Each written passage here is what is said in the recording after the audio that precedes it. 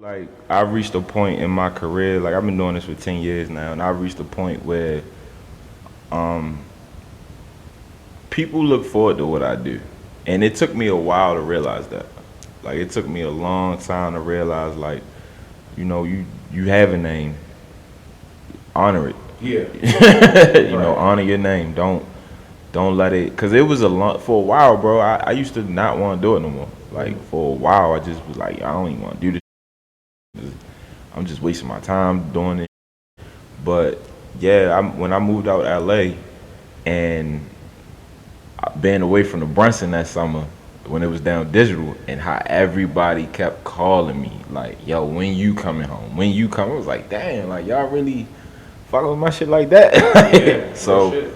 that being out there, that's when I learned about, filmmaking. I learned about streaming, all that. Out there is when I learned a lot of that. That's when my mind kind of like transformed over to like, all right, how we gonna do it now? Like we've been doing it this one way.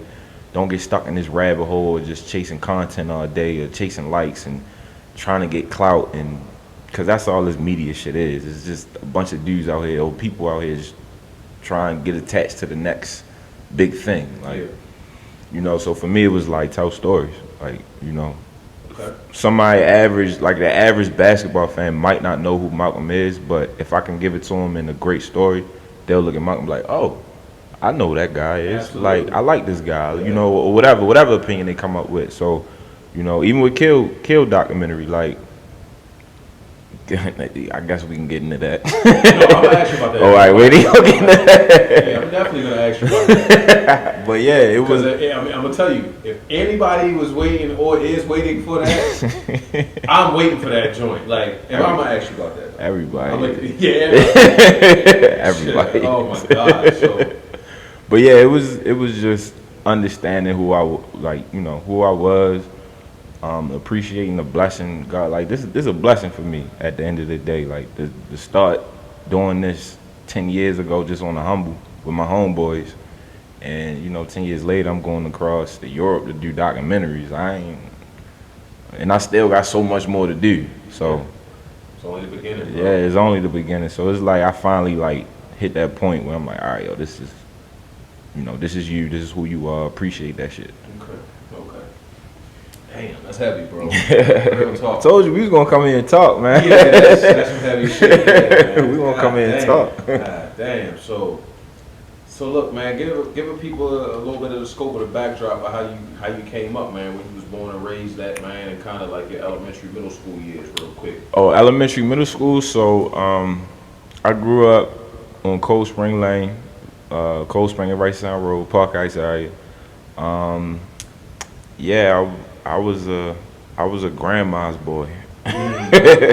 She was she kind of like the logo, the rooster. Yeah. Is from her plate. Okay. So like that rooster she had an antique plate and they had a rooster on there, and I used to always look at that plate like I'm gonna do something with this damn rooster. Okay. Like I don't know what, but I'm gonna do something with it. I definitely always wondered where the rooster came from. Yeah, that's where the rooster come from, Granny plate. So yeah, I just always loved sports though. Like I was always, I don't know why or how, I just, for as long as I can remember, I've been in sports. Like like Playing and deep, all of it. All of it, yeah. Just everything about it. Like playing.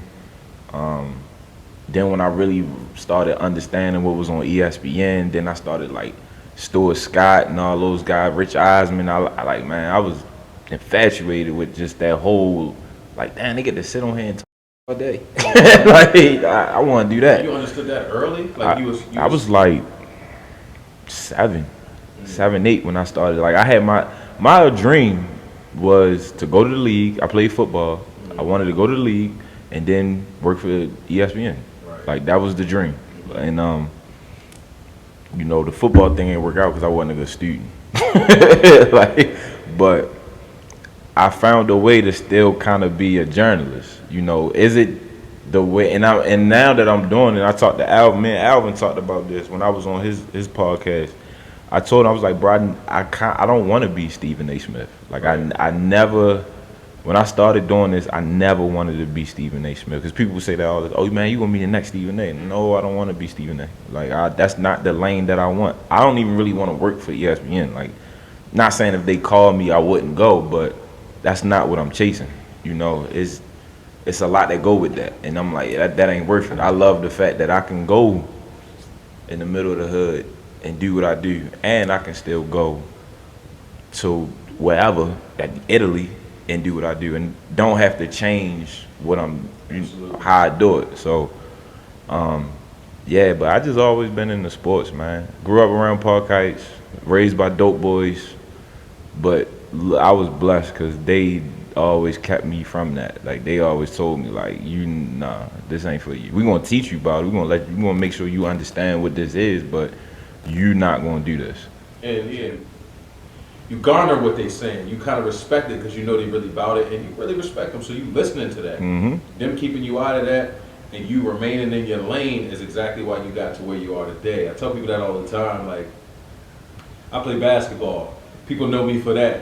That's what go. If you gonna know me for that, every time you walk up to me and say, "Yo, what's up with this or what's up with that?" You still doing this basketball wise, bro? I don't care. That's fine.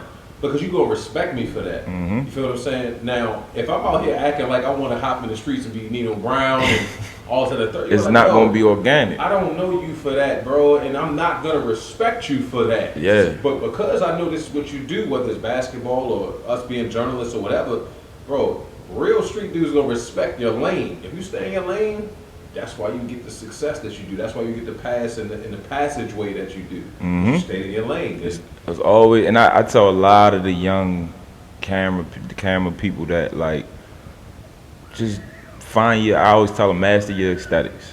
Master your aesthetics. They be like, oh, what that mean? I'm like, find your look. What you want it to look like.